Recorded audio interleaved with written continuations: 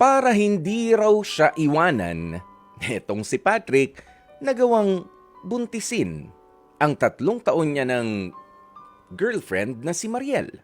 Pero imbis na mapilitang sumama ni Mariel dito kay Patrick, si Mariel ay buo pa rin ang isip na hiwalayan ang kanyang boyfriend na si Patrick. Hanggang ngayon, hindi pa rin naman alam nitong si Patrick ang dahilan kung bakit gusto na talaga na kumalas nitong si Mariel sa kanilang relasyon. Dahil ayon daw kay Mariel, mas mabuti na lang daw na maging single mother kesa naman daw na magtiyaga dito kay Patrick. O, di ba? Yung iba, kapag na bubuntis, ay ipinipilit na mapakasal doon sa lalaki para merong katuwang may makatulong. Pero iba ang kaso dito kay Patrick, ayaw talaga sa kanya. Kahit nabuntis mo pa ako, kaya ko tong mag-isa kesa naman magtiyaga ako sa'yo. Mula po sa Caloocan, 24 years old, kausapin na natin si Patrick. Patrick, pare, magandang tanghali sa'yo. Magandang tanghali, Kuya Boy. Bakit kaya ganyan ang sinasabi ni Mariel na ayaw niya na talaga sa'yo? Yun nga po, hindi ko alam, Kuya Boy. Wala ka bang hindi ba kayo nag-away nitong mga huli? Ang pinag-awayan po namin yung barkada po. O bakit? Magkwento ka, ano bang ginagawa ninyo ng barkada mo? Ano ba mga trip ninyo na lagi nyo nalang pinag-aawayan nitong si Mariel? Lagi po kami lumalabas ng mga barkada ko, Kuya Boy. Lagi nagiinom. Giinom, nagchichicks din. Hindi po. Hindi po aaminin. Tama. Ha, Patrick? Ha? Inom lang, hanggang inom lang talaga yan? Inom lang po. Inom lang. Ano ba Opo, pinagkakaabalahan mo basta sa po. buhay, Patrick? Bagger po ako sa isang mall. Okay. With all due respect, nairespeto ko naman, ang pagiging bagger ba sa isang mall ay makakabuhay ng isang pamilya? Nang katulad nitong nitong gusto mong mangyari sa inyo ni Mariel. Sakto lang naman po, Kuya Boy. Hindi, yun totoo lang. O kakailanganin mo pa ng isa pang racket, isa pang trabaho para talagang mapanindigan mo. Kasi, yan, bagger ka. O magkano, nakikita mo kung magkano ang bigayan ng ang bentahan ng mga gatas ng baby. Tama? Opo. Ang presyo ng mga diaper. Yung branded, tsaka yung mga hindi nga branded, medyo mahal pa rin. Tama? Opo.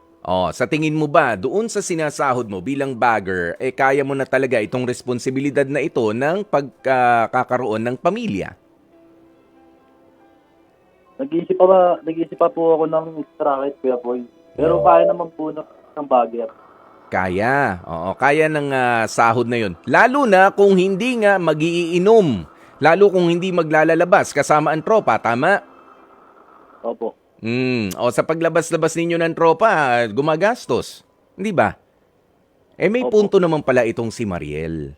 Ha? At kaya nga tinatanong ko, yung ganyan, bakit naman bakit naman na sinadya mo na buntisin itong si Mariel? Ibig sabihin ba nito, hindi kayo gumagamit ng ng mga contraceptives, yan, yung mga ganyan, o kaya wala kayong proteksyon? Wala po, Kuya Boy. Tapos sinadya mo na nga. Sige, nandyan na yan. Ano bang Opo. trabaho rin? Anong gawa sa buhay ni Mariel? Sa bahay lang po. Yan pa isa. Ano namang anong punto ni Mariel, saan siya kukuha ng ipambubuhay doon sa bata sakaling ilang buwan na ba yung tiyan niya? 1 month na po. 1 month? Delayed pa lang siya, ganyan. Opo. So, Dinig paano ko niya lang po. nalaman na nag-pregnancy test, ganyan? Opo, nag-PT po siya ng 2 beses. Positive talaga. Ha? Positive po, 2.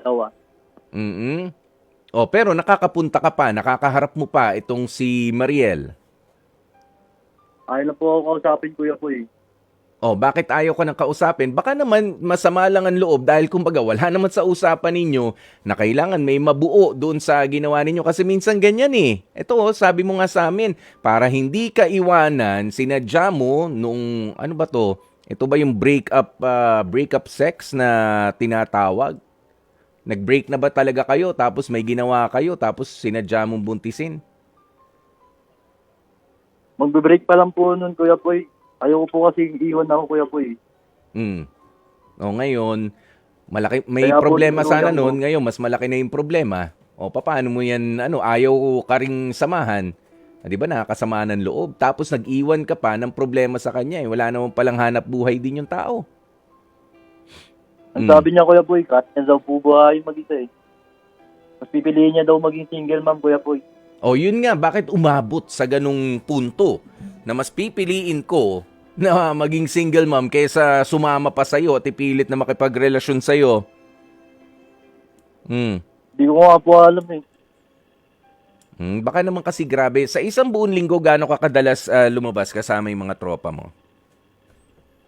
Mga 4 po. Oh, 4 na beses. Lalabas ka. Magiinom, maglalasing. Magkano nagagastos mo dun sa 4 na gabing yun? Sa isang araw po, 700 po. Magkano? 700 po. 700, sa'yo yun. O, times 4, 7, 14, 21, 28, nakaka-28, sayang yung 3,000. Diba? O, 3,000. Eh, hindi naman sa pag-ano, magkano ang kinsenas na sahod mo? Patrick? 17 po. 17. K po. Ha? 17K po. Kinsenas? O, isang buwan yun? Ano po, isang buwan na po yun. O, isang buwan yun. E di divided by 2 minus taxes. Ang bira. Tutulungan pa ba kita dito mag-compute? Pero ibig sabihin ko, bawat 5, kay duling yan, kay diretso tumingin yung 5, importante na yan, lalo na meron ka ng responsibilidad. So ngayon, namong problema ka, ibig sabihin yung 4 na araw na pag-iinom, baka nadagdagan pa yan. Opo, nung namumblema na po ako. Ayun nga eh. O, namong problema. Pero sabi ko nga, 'di ba, katulad ng paulit-ulit ko na lang sinasabi sa mga tumatawag dito, ang problema, halimbawa, ay nandun sa partner mo, kailangan mo manuyo, kailangan mo siyang kausapin, hindi sa ibang tao ang lapit. Doon, ipilit mo. O kaya maghintay ka lang habang ginagawa mo yung anong tawag mo rito, yung paghahanda mo sa pag-uusap ninyo. Kasi hindi ako naniniwala na na hindi ka kakausapan itong si Mariel. Alam na ba sa bahay nila na buntis siya? Hindi pa po. Oh, hindi pa.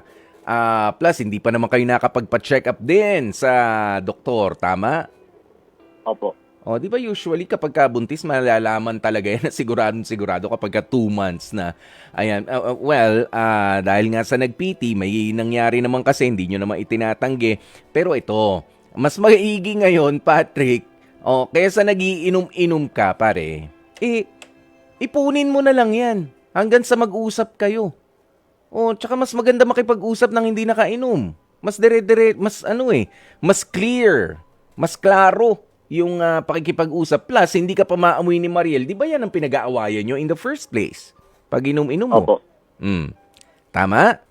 Yan ba? Opo. Dahil nga magbabago na ang buhay mo sa mga susunod na panahon, kaya mo bang patunayan kay Mariel na ikaw ay hindi na magiinom-inom?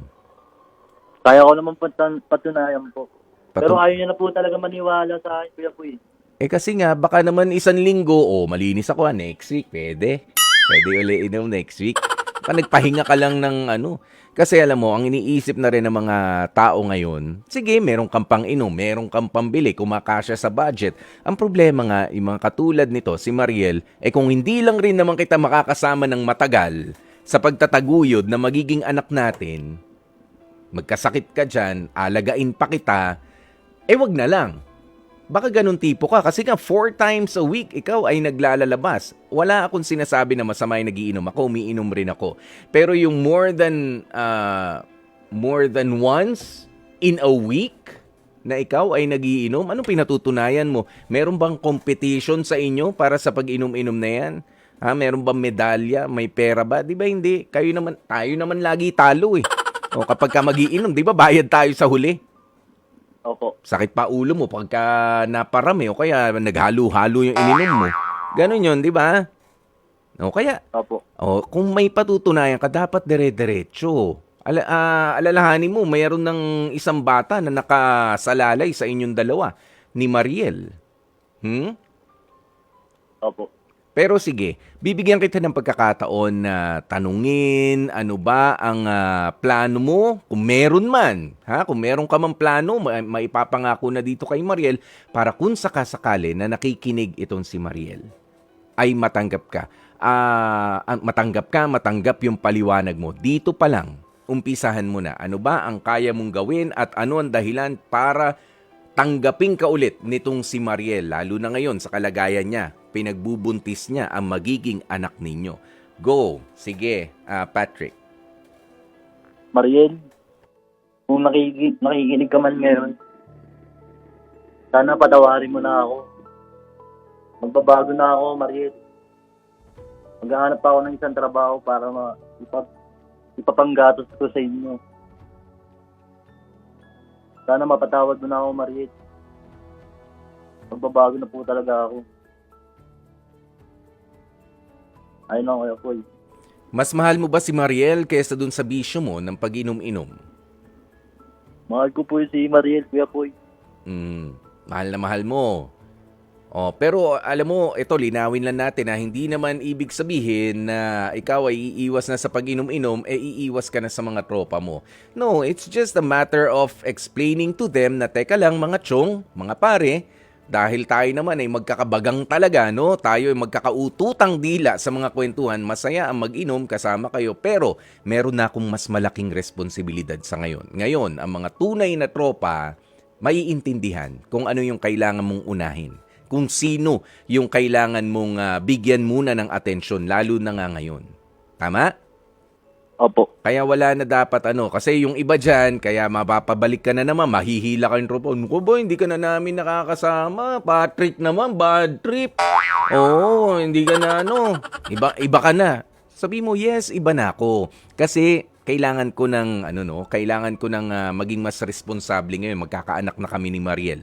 Pinatutunayan ko sa kanya, mga tropa, kasama mo, yung mga tunay, hindi ka dapat kinakantsawan. Siguro yung kantsaw lang, yes, pero yung kokonsensyahin ka para hilahin ka ulit doon sa mapapasama ka, yan, pag-isipan mo yung mga kaibigan na ganyan. Okay? Ganun ba mga kaibigan mo? Mababait naman ba?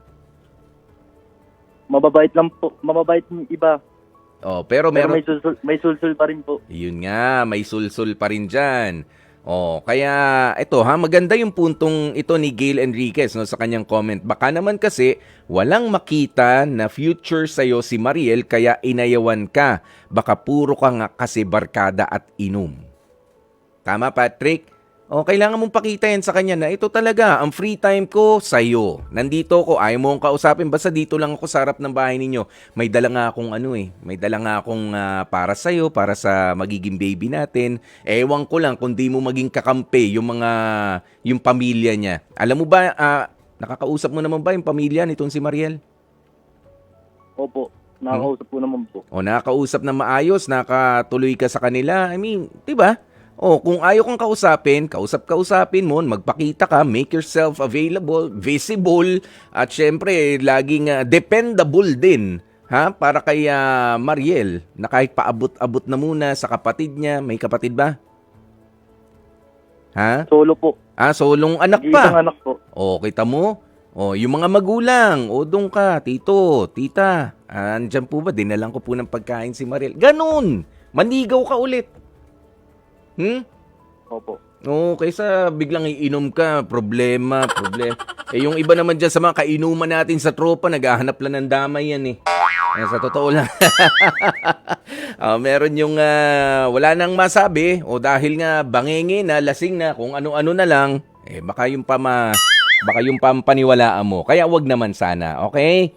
Yeah, maraming salamat sa pagtawag mo, Patrick, and hopefully balitaan mo kami ha kapag ka ikaw ay napatawad naman na nitong si Mariel. Bigyan mo siya ng rason para pagkatiwalaan ka at makita niya nga na mas gaganda ang kanyang kinabukasan kapag ka pinanatili ka. Totoo rin naman kasi yung sinasabi niya, kahit pa binuntis mo ko, pero kung ganyan ang lifestyle mo, magiinom-inom ka lang, naku, binigyan mo lang ako ng isang responsibilidad. Tama na, ako nang bahala sa magiging anak natin. Diyan ka na lang sa tropa mo, mag-inom ka na lang kung yan lang gusto mong gawin. Nagigets mo yon yung message sa'yo ni Mariel na yan? Opo, Kuya Boy. Oh, ayan ha, malinaw na malinaw. Inuulit-ulit ko sa'yo. Oh, hindi ka ba nakainom kagabi? Nakainom po. Oh, nakainom. Kaya inuulit-ulit ko, parang lasing, di ba? Kahit pa ulit-ulit, minsan nakakalimutan pa. Pero yun talaga ang pinakamensahe niya sa'yo. Bigyan mo, patunayan mo siya. Patunayan mo yung sarili mo sa kanya.